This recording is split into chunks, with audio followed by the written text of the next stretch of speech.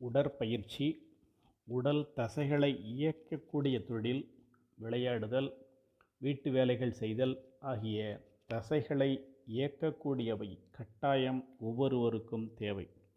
இதற்கு செலவில்லை. தரமான வாழ்க்கைக்கு இது உதவும்.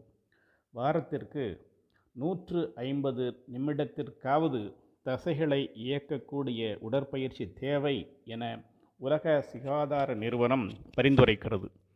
உலகம் முழுவதும் 18 வயதுக்கு மேற்பட்ட 23% ஆண்கள் மற்றும் 32% பெண்கள் உடல் செயலற்ற தன்மையுடன், அதாவது உட்கார்ந்த நிலையில் உள்ளதாக புள்ளி விவரங்கள் தெரிவிக்கின்றன. இந்தியாவில் 4 மண்டலங்களில் நடத்தப்பட்ட ஆய்வில் 50%க்கும் அதிகமானோர் ஃபிசிக்கலி இன்ஆக்டிவ் என்றும் 10% பேர் மட்டுமே ஃபிசிக்கலி ஆக்டிவ் எனவும் தெரிவிக்கிறது. இதனை செடென்டரி லைஃப் ஸ்டைல், அதாவது சிட்டிங் டிசீஸ் என கூறலாம். இந்நிலையில் குறைவான சக்தி செலவழிக்கப்படுகிறது. எனவே உடல் எடை கூடுகிறது, தசைகள் செயலிழந்து விடுகின்றன, எலும்புகளின் பலம் குறைகிறது, வளர்சிதை மாற்றம் மந்தமாகிறது, இரத்த ஓட்டம் சீராக இருக்காது. இது இதயத்திற்கு உகந்தது அல்ல. நோய் எதிர்ப்பு சக்தி குறைகிறது, ஹார்மோன்களின் சமநிலை பாதிக்கப்படுகிறது. இதனால் பல வியாதிகள் உண்டாகின்றன. குவாலிட்டி ஆஃப் லைஃப் குறைகிறது, வாழ்நாளும் குறைவுகிறது, மன அழுத்தமும் உண்டாகிறது. Deep vein thrombosis, varicose veins போன்ற வியாதிகள் உண்டாகின்றன. பதற்றம் அதிகரிக்கிறது, புற்றுநோய் வருவதற்கான வாய்ப்பும் உண்டாகிறது என இந்த சிட்டிங் லைஃப் ஸ்டைல், சிட்டிங் டிசீஸில் சொல்லுகிறார்கள்.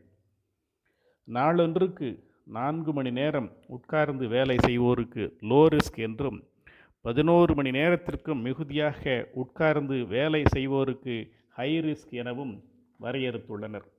உட்கார்ந்து இருக்கும்போது 3.5 millilitres of oxygen per kilogram of body weight per minute செலவிடப்படுகிறது.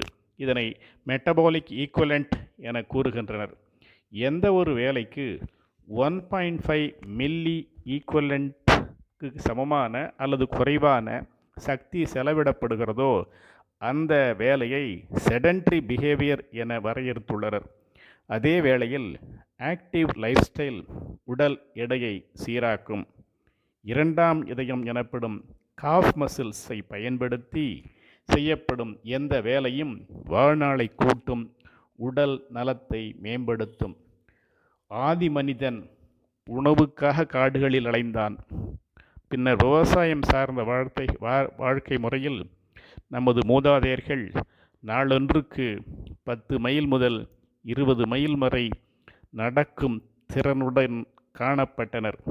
நாளடைவில் நம்முடைய வாழ்க்கை முறை மாற்றத்தால் இன்று அமர்ந்து கொண்டே செய்யக்கூடிய வேலைகள் அதிகரித்து சிட்டிங் டிசீஸ் உருவாக்கப்பட்டுள்ளது என்றால் அது மிகையாகாது. சிட்டிங் டிசீஸ் தவிர்க்க அவ்வப்போது உடல் தசைகளை இயக்கிக் கொண்டே இருக்க வேண்டும். ஏனெனில் நமது உடலமைப்பு இயங்குவதற்காக மட்டுமே படைக்கப்பட்டுள்ளது. Yes, our body is designed to move, not for sitting and to get sitting disease.